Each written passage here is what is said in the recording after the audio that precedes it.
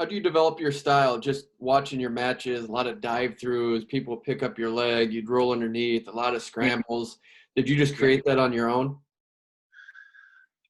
So here's the story. I got another story for you. Um, so I made a Greco World Team as a sophomore. So I made the cadet Greco World Team. We actually went to Russia.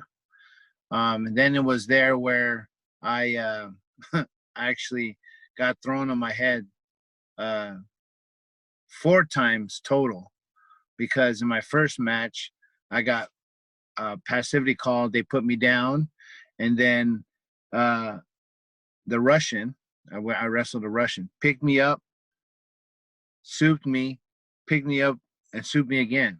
So that was a match. And then the next guy I wrestled, I guess got upsetted in the first round. Um, and he picked me up, slammed me, picked me up, slammed me. That was my cadet Greco Worlds experience. And I was like, never again am I going to wrestle at Greco again. This is terrible. I don't want to do this anymore. And so then after that, I end up going to a church camp. And at this church camp, we played this night activity called Underground Church. And what this activity was is after the message, they would do like a big old skit or something. And we already knew that we were going to play like a hide and go seek type of game, right? And so I dressed in full camouflage, like head to toe. Like all you can see was my eyeballs, right? So all you can see was my eyes. And I was dressed in black and camouflage, and I had gloves on so you couldn't see me in the dark, right? So anyways, after the message, they did this big old skit. They blindfolded us, hit us, kind of drove us up a mountain. We had to trek down and make it to the sanctuary, which was a place where if you made it there unscathed by flower bombs, and what flower bombs it's a flower wrapped up in tissue secured by a rubber band, and they threw it on you. You had to go back to the cafeteria and enjoy refreshments, but I didn't want to enjoy refreshments because I wanted to win. Because I was very competitive. I'm still very competitive, so I wanted to win. So I'm like, man, I'm winning this game, And so they blindfolded us and put us on top of a mountain, and I trekked down, and we do a big checkpoint there with the group that I was with, and I say, yeah, the sanctuary is literally like 25 yards away, but this is where all the staff members are like shining their lights on everybody and like throwing flower bombs, and we had no lights. We had, we're dressed in camouflage, dressed in very dark clothes in the middle of the night with no flashlight, right? Sounds very smart, right? But it's a lot of fun. And we're in this mountainous area, and so we're trekking down this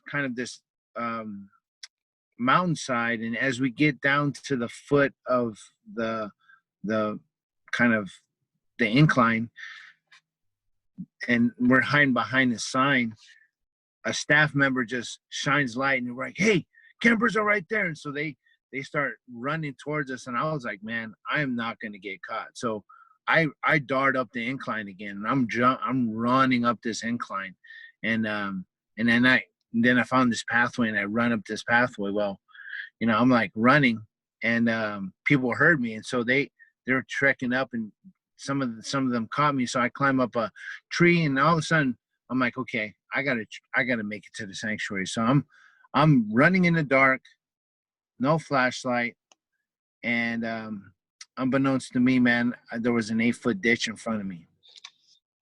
I fall into this 8-foot ditch, and as I was falling, I fell, and my foot lodged in some rocks, and then my head hit the side of